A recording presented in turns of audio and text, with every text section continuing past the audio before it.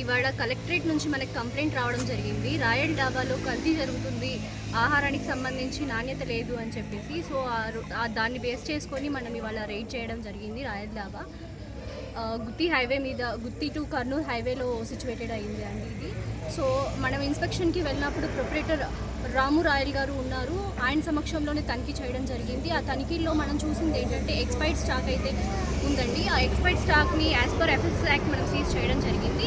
దాంతోపాటు ఫ్లైస్ ఎక్కువ ఉన్నాయి. ఆ ఫ్లైస్కి కంట్రోల్ చేయడానికి ఇన్సెక్టిక్యూటర్ కూడా అడాప్ట్ చేసుకోమని చెప్పాము. దాంతోపాటు హైజీనిక్ రిక్వైర్మెంట్స్ కూడా మీట్ అవ్వట్లేదు. ఫుడ్ హ్యాండ్లర్స్ కూడా గ్లౌజ్, క్యాప్స్, ఆ తర్వాత వాళ్ళకు ఉండే గోర్లు కూడా కత్తిరించుకోవాలి. అలాంటి మినిమం హైజీన్ కూడా మెయింటైన్ చేయట్లేదు. వాళ్ళకి అదే రెక్టిఫై చేసుకోమని చెప్పడం జరిగింది. అలానే వీళ్ళు ఎప్పటి నుంచో 20 years నుంచి రన్ చేస్తున్న ఫుడ్ లైసెన్స్ లేకుండా చేస్తున్నారు. సో ఇవాళ నోటీస్ ఇవ్వడం కూడా జరిగింది. వాళ్ళు వెంటనే 7 రోజుల్లోపు తీసుకోవాల్సి వస్తుంది. 7 రోజుల్లోపు కనుక వాళ్ళు తీసుకోకపోతే వెంటనే మనం కేసు ఫైల్ చేయడం జరుగుతుంది. అదే కాకుండా మీరు దాడులు చేస్తున్నప్పుడు వాళ్ళు మిమ్మల్ని అడ్డుకునే పరిస్థితి, దీన్ని ఎలా భావిస్తారు?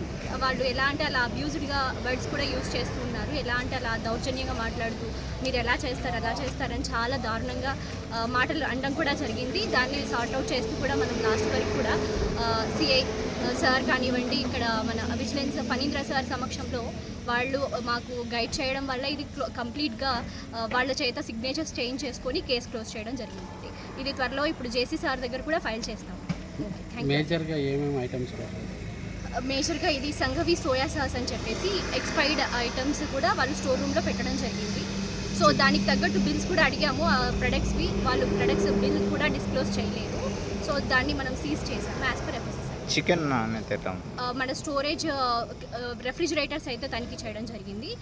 వాళ్ళు స్టోరేజ్ చేస్తుంది కూడా ఓపెన్గా బాయిల్డ్ చికెన్ కూడా పెట్టారు. దానికి బిల్స్ అడిగితే కూడా లేదు అన్నారు. సో అది డిస్ట్రాయ్ చేయడం జరిగింది. తర్వాత ఇలాంటివి మళ్ళీ రిపీటెడ్గా చేయకూడదని చెప్పేసి వార్నింగ్ కూడా చేయడం జరిగింది. For more videos like this, subscribe Big TV channel.